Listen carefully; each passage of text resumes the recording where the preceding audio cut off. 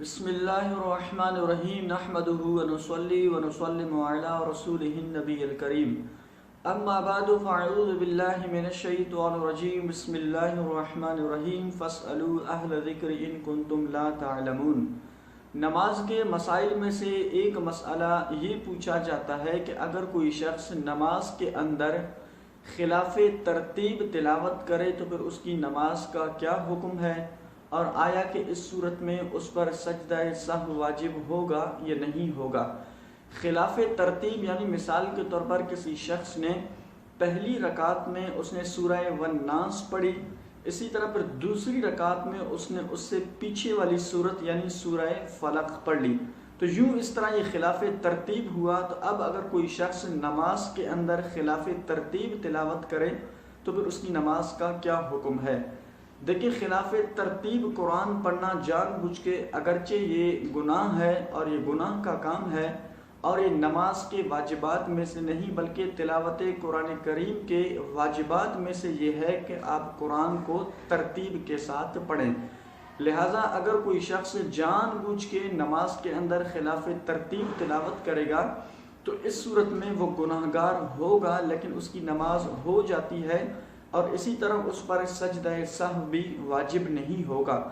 سجدہ سہو اس لیے واجب نہیں ہوگا چونکہ یہ نماز کے واجبات میں سے نہیں بلکہ یہ قرآن کے واجبات میں سے ہے۔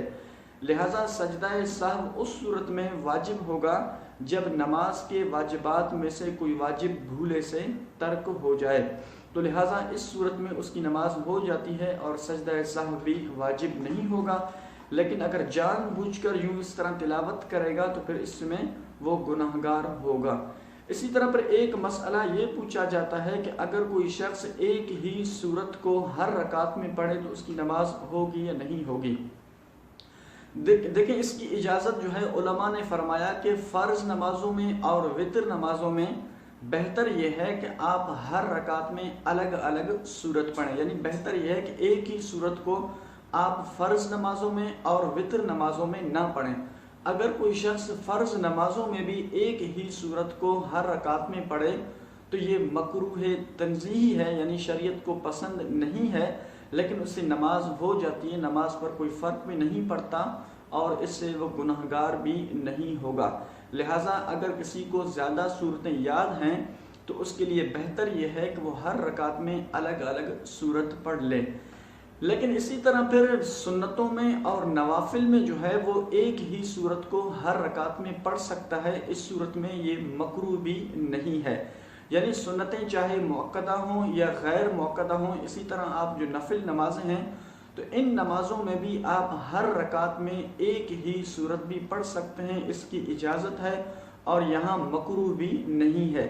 مکروہ صرف فرض نمازوں میں ہے اور اسی طرح پھر وتر نمازوں میں ہے۔ اللہ کریم جل جلالہ ہم سب کو عمل کی توفیق عطا فرمائے۔ وآخر دعوانا ان الحمد للہ رب العالمین۔